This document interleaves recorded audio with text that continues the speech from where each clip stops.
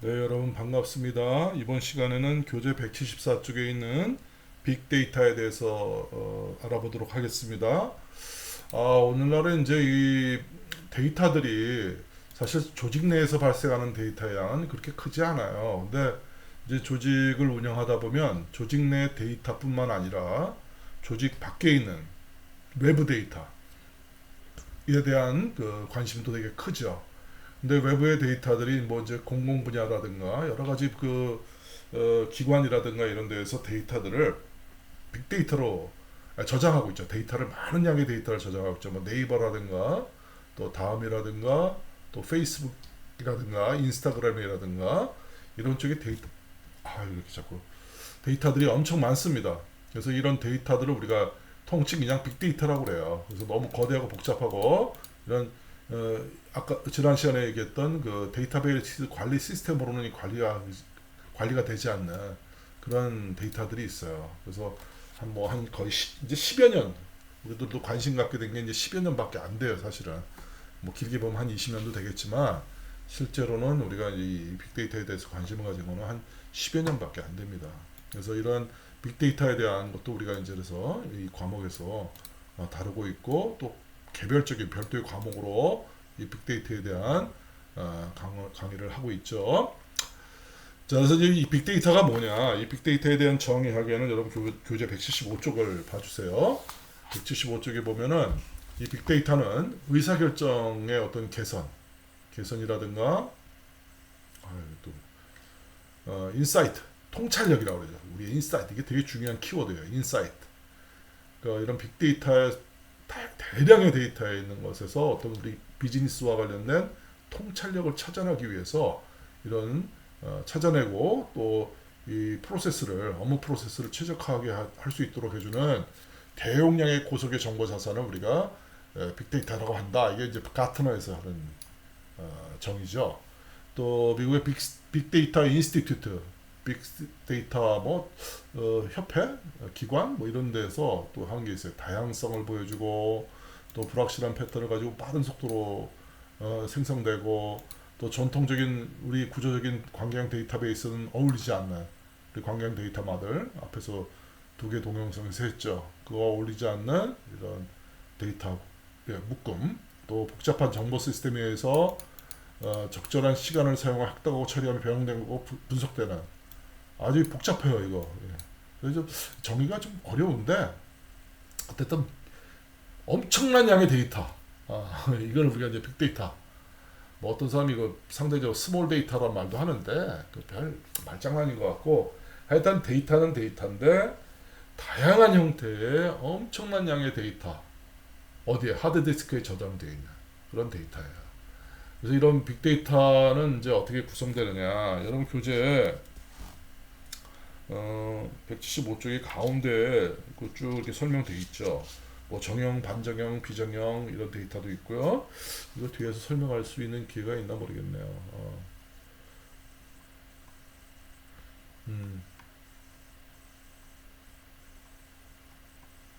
여러분 이제 여기 보면 전통적인 기업 데이터도 빅데이터 들어갑니다. 들어갈 수 있어요. 그래서 여러분들 은행에서 그 고객들 대상으로 해서 그 계좌에 입출금 되는 데이터들 엄청나겠죠. 뭐 신한은행 그리고 신한은행 우리나라 전국에 지점에서 운영되는 모든 데이터 한 군데 데이터 센터에 들어가 있죠. 데이터가 많을 거예요. 또 최근에는 이렇게 기계가 센서들이 포착하는 데이터들이 있어요. 다양한 스마트 계량기라든가 우리 전기 사용량 체크하는 거, 또 제조 센서들, 스마트 팩토리에 보면 각 그 공정별로 각종 기자재에 다 센서들이 부착되어 있어서 그 공정이 운영되는 것과 관련된 데이터를 다 모으고 있죠. 그리고 스마트폰에 있는 여러 스마트폰 데이터들, 또 자동차라든가 뭐 자동차 우리 센서 엄청 달려 있다고 얘기했잖아요. 요즘 나오는 차들은 또 비행기, 또 산업용 기계들 여기에 대한 센서들, 뭐 등등등등. 이제 센서 시대입니다. 센서 시대예요. 지금 시대는. 그래서 모든 데이터, 여러분 자동차도 버스도 운행되는 게 출발지에서 자동차가 이제 운행을 시작하면 운행 시작할 때부터 종점에 도착해서 운행을 종료할 때까지의 모든 움직임이 이 센서에 의해서 다 포착이 돼요. 그리고 몇 명이 타고 내리고 하는 것들이 여러분이 요금 계산할 때 탭으로 찍잖아요. 그럼 이 정류장에서 몇 명이 탔고 몇 명이 내렸고 이게 다 탈 때 찍고 내릴 때 찍잖아요. 그러면 특정 정류장별로 몇 명이 탔고 몇 명이 내렸다. 이게 다 데이터로 기록이 남는다는 거야. 어마어마한 데이터죠. 또 소셜 데이터, 여러분 SNS, 트위터라든가 우리 카카오톡이라든가 페이스북 이런 유튜브라든가 링크드인 이런 이런 거 인스타그램 이런 쪽에서 생기는 데이터도 다 이게 저장된다는 거야. 그런 비즈니스에서는 그런 데이터를 다 활용하는 거죠. 소비자들의 어떤 그 소비 행동 패턴에 대한 거를 확인하기 위해서 등등등등등등등등등등 이런 것들이 있어요. 그래서 여러분 교재 175페이지 하단부에 보면은 빅데이터에 대한 구체적인 예들이 나오죠. 한번 보세요. 2015년 구글은 매일 27 페타바이트 이상의 데이터를 처리했다. 페이스북은 회원들이 매시간 1000만 장 이상의 새로운 사진을 업로드한다. 또 월간 8억 명의 구글의 유튜브 서비스 사용자가 매초 1시간 이상의 크기에 가지는 비디오를 업로드한다. 1초마다 매 1초마다 1시간 이상의 크기를 갖는 동영상을 계속 업로드한다는 게 어디다? 유튜브에다가. 트위터의 메시지 수 매년 200%씩 증가, 2배씩. 이러한 정도로 데이터들이 어마어마하게 생성되고 있다는 거예요. 자, 그런데 이제 이런 빅데이터의 특징을 한번 볼게요. 빅데이터 특징. 그래서 여러분 빅데이터 특징이 여러분 교재 176쪽에 있습니다. 빅데이터 특징. 이 특징도 여러 논자에 따라서 특징이 3개, 5개, 6개, 7개 막 얘기하는데 우리 책에 있는 대로 한 3가지만 봅시다. 이 빅데이터는 그 저장되는 데이터 하드디스크에 이것도 다 저장되죠. 근데 여러분 집에 하드디스크 몇 테라바이트예요? 5테라바이트? 1테라바이트? 2테라바이트? 나는 외장 하드디스크가 5테라바이트가 있고 내장 하드디스크로 1테라바이트, 2테라바이트 돼 있죠. 에? 그게 이제 크기죠. 근데 테라바이트의 1000배, 100만 배, 1억, 10억 배, 10억 배의 크기의 데이터들이 발생하고 저장되고 있다 이거예요. 어마어마한 데이터야. 매 시간, 매 초마다. 그리고 그 저장되는 속도가 어마어마하게 빨리, 어마어마하게 많은 양의 데이터가 빠른 시간 내에 막 계속 쓰이고 있다 이거예요. 이 다양성이란 말 나오는데요. 빅데이터에 저장된 데이터의 다양성. 그래서 여러분 교재 175페이지 보면 빅데이터 정의하기 위해서 첫 번째 점 보면 다양성을 보여준다. 그리고 정형, 반정형, 비정형 데이터를 포함한다. 이런 얘기거든요. 그래서 여러분이 아까 내가 설명했던 이 엑셀에 있는 데이터들 이건 다 정형 데이터야. 딱 형태가 정해져 있는 거야. 이걸 우리가 정형 데이터라고 해요. 그래서 여러분 이 데이터 형태는요. 좀 시간이 들더라도 한번 볼게요. 우리가 이 빅데이터와 관련해서는 우리 국내 data.go.kr이 있습니다. 이 공공 데이터 포털이에요. 이 공공 데이터 포털 여러분들 좀 회원 가입하면 좋겠어요. 그래서 여기 들어가면 내가 이거 아이디가 기억이 나나 모르겠다. 틀렸죠?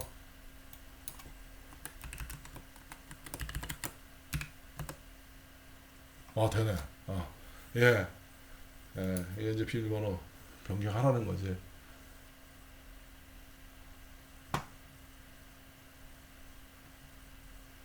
됐네.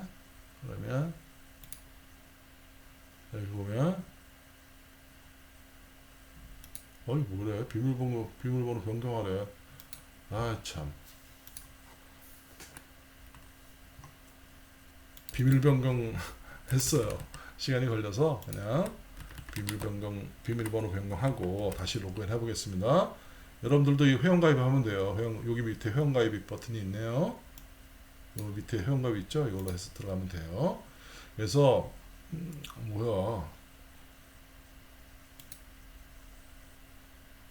네, 됐죠. 이제 그래서 이렇게 들어가 보면 여기에 이 데이터 찾기, 데이터 목록이 있어요. 여러분 이렇게 이런 게 있습니다. 그러면 여기 보면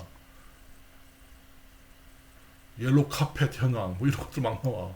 그럼 우리 버스 노선조회.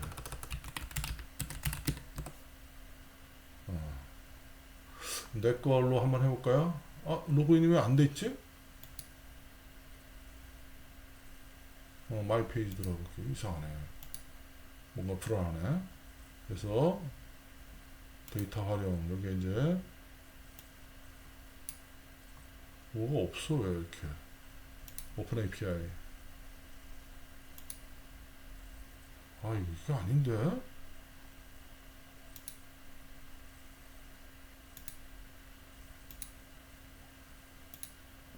활용 신청 현황이네. 이거네요. 도시공원 정보 표준 데이터.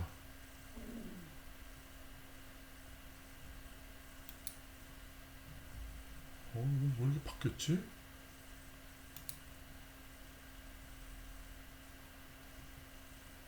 마이 페이지에서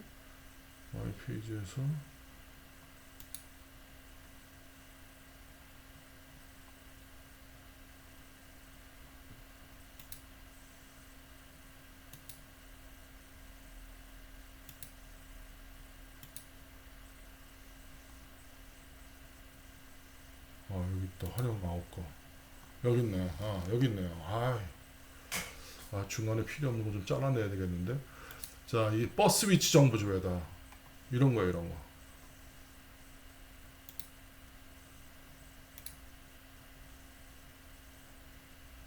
예를 들면 이런 것들.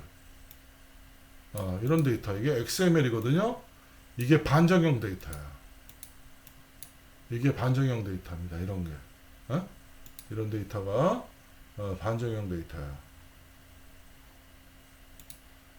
아까 엑셀 시트 같은 게 정형 데이터고. 다시 한번 볼까요? 이거. 좀 그러네. 바로 설명해 주기가. 대전광역시 버스 위치 정보 조회 서비스 이런 거.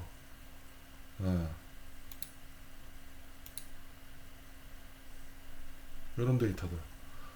이게 지금 현재 내가 여러분 지금 강의하고 있는 현재 시간에 대전에서 운행되고 있는 버스들의 지금 현재 위치야. 현재 위치 데이터를 이렇게 보여주고 있는 거예요. 그래서 데이터 쭉 나오지. 뭔지 모르겠지만 이 나오죠. 이걸 우리가 XML 파일이라고 해요. XML 파일. 이게 반정형 데이터입니다. 반정형 데이터. 그리고 비정형 데이터는 음성 파일이라든가 동영상 파일 이런 것들은 비정형 파일이라고 해요. 그래서 정형과 반정형은 다 문자 같은 문자로 이렇게 돼 있는데 문자 숫자로. 근데 엑셀 같이 어떤 표 같은 형태로 되어 있는 건 우리가 정형 데이터. 근데 좀 전에 봤던 그런 것들은 비정형 데이터. 이런 거는 이제 비정형 데이터. 다 숫자 아니면 문자죠. 이게 비정형 데이터야. 이게 아니 반정형 데이터. 그것이 이제 이러한 다양한 데이터, 정형 데이터, 반정형 데이터, 비정형, 음성 같은 거, 또 동영상 같은 거 이런 다양한 형태의 이 데이터 포맷이라고 하는데 그거를 이런 데이터를 다 포괄하는 걸 우리가 빅데이터라고 합니다.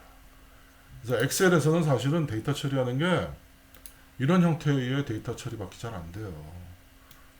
이제 그런 한계가 있는 거예요, 엑셀은. 그래서 오늘날은 이런 빅데이터를 관리하기 위해서 상당히 많은 노력들 하죠.